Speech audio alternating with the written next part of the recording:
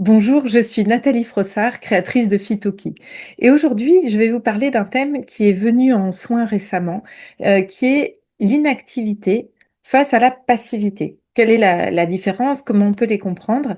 Et comme quand un thème s'invite en soins, généralement il s'invite aussi plusieurs fois dans ma vie, j'ai donné récemment une formation pour des agents des espaces verts et c'était sur les pratiques favorables à la biodiversité. Et dans ces pratiques, bah, parfois, il y a ne pas agir, donc l'inactivité, mais qui n'est pas la passivité. Et ça, c'est vrai que c'est un petit peu difficile à comprendre. Alors, on va explorer un petit peu tout ça. Inactivité et passivité sont deux mots qui sont souvent confondus et d'ailleurs souvent condamnés chez nous dans notre culture, c'est-à-dire qu'on ne fait pas la différence entre passivité et inactivité.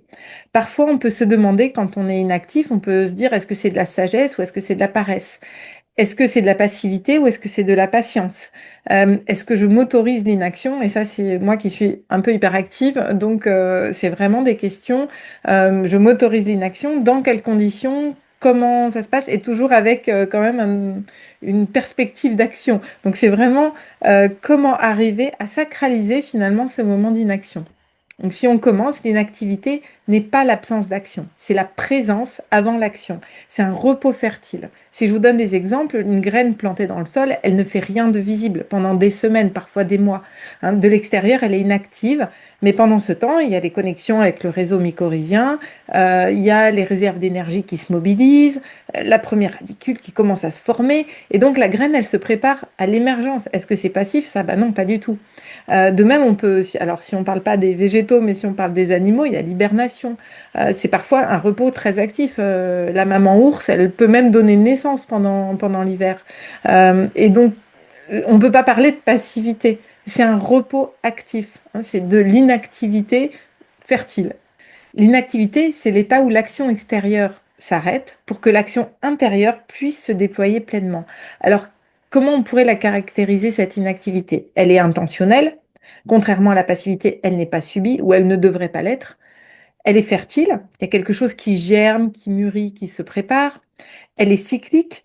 Elle alterne naturellement avec l'activité. Enfin, je vous en reparlerai. Elle est nécessaire parce que sans elle, il y a épuisement. Donc voilà, si l'ours, si il n'hiberne pas, il meurt. Et de la même manière, nous, et à un moment ou à un autre, si on ne s'arrête pas, le corps va le faire à notre place. Donc c'est nécessaire. Et puis c'est une inactivité, elle est présente, c'est-à-dire qu'il y a une présence consciente dans l'inactivité.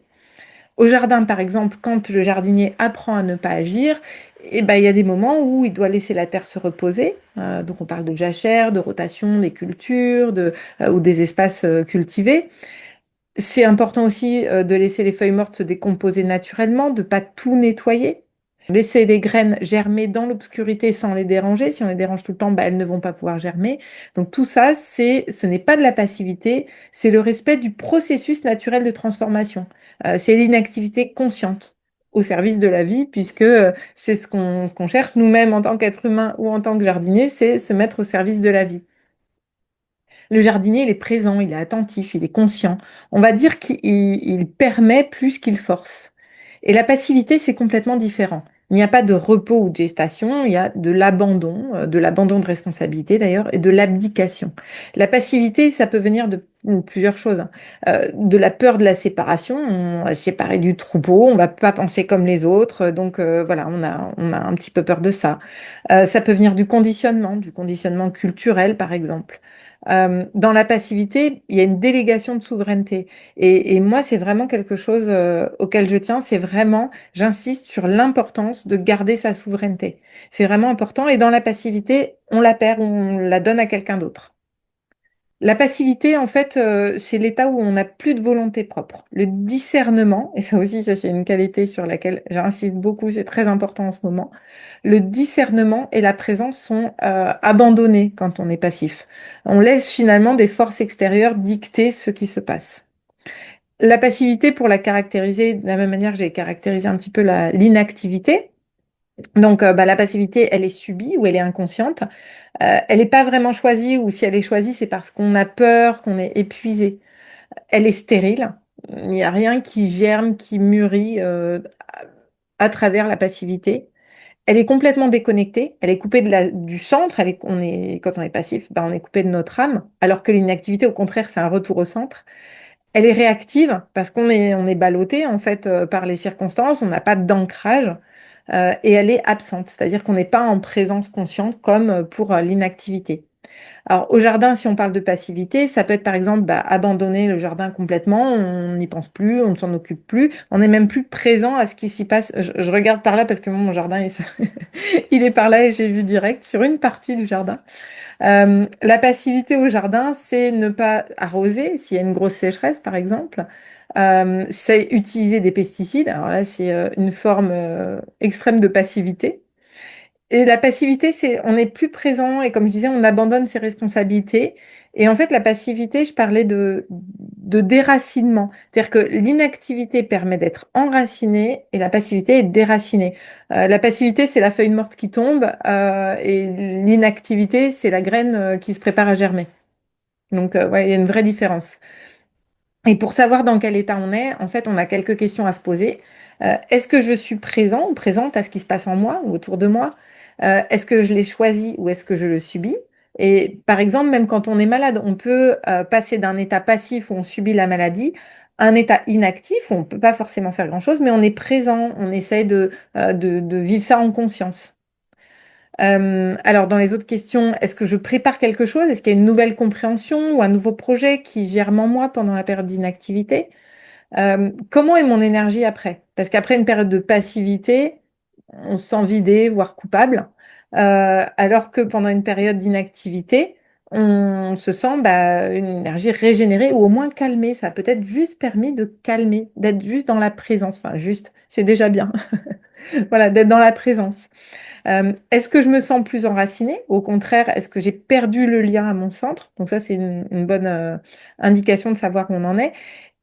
Enfin, bien sûr, il y a des moments où on va être passif, mais justement, c'est comment en sortir quand on y est. Et comment sortir de la passivité? Bah, c'est en reprenant, en remettant au centre, en reprenant conscience de la situation, en faisant peut-être une petite action pour sortir vraiment de cet état de passivité. L'inactivité consciente, bah, c'est un acte courageux hein, dans notre monde puisqu'on exige une productivité constante, même sur les réseaux sociaux. Donc là, voilà, j'ai été inactive pendant un moment sur YouTube, et ben forcément, ça n'a pas plu à l'algorithme. Donc voilà, comment bah, on sort de cette inactivité, de ce conditionnement culturel. Moi, j'ai décidé de faire les vidéos en fonction de ce que j'avais à dire, de mon état de forme, et donc d'être active quand c'était le bon moment. Donc, effectivement, bah, c'est une décision qui fait que, il y aura peut-être moins de vues. Bah, c'est OK avec moi. Voilà, donc on a, quand on nous exige une productivité consciente, constante, pardon, une activité constante, il y a un moment, en tant qu'être humain, bah, c'est compliqué, c'est pas possible. Et la nature, elle force toujours l'inactivité si on la refuse volontairement. On va être en épuisement, en burn-out, en maladie. Moi, c'est souvent mon corps hein, qui me rappelle la nécessité de faire une pause.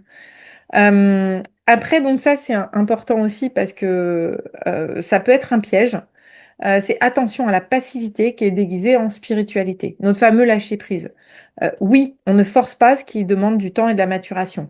Oui, à l'acceptation de ce qui est. Et ça, j'ai fait une autre vidéo sur l'acceptation. Oui, à faire sa part et ensuite lâcher prise. Moi, ce que j'aime bien dire, c'est le lâcher construction. Quand on utilise le lâcher prise pour se dédouaner de ses responsabilités, pour ne pas agir alors que l'action est nécessaire, là, c'est de la passivité. Donc, ce n'est plus le lâcher prise, c'est plus un acte spirituel d'acceptation. Pour sortir, donc, on se pose des questions. Qu'est-ce qui a besoin de mon attention? Qu'est-ce qui a besoin de ma souveraineté? Si les énergies printanières vous invitent à l'action, profitez-en. Mais si vous sentez que vous avez encore besoin d'inactivité ou si votre jardin vous demande encore du repos ou certaines parties du jardin, bah, appréciez cette période en conscience. Euh, la passivité, elle n'est jamais nécessaire. La vie, elle alterne, et c'est ce que je disais, c'est cette question de cycle, elle alterne entre action consciente et inactivité fertile. Les deux sont nécessaires, les deux sont sacrés. L'action sans inactivité, bah, ça mène à l'épuisement. Hein, c'est pour ça que c'est vraiment important d'avoir des périodes inactives. Et l'inactivité sans action mène à la stagnation.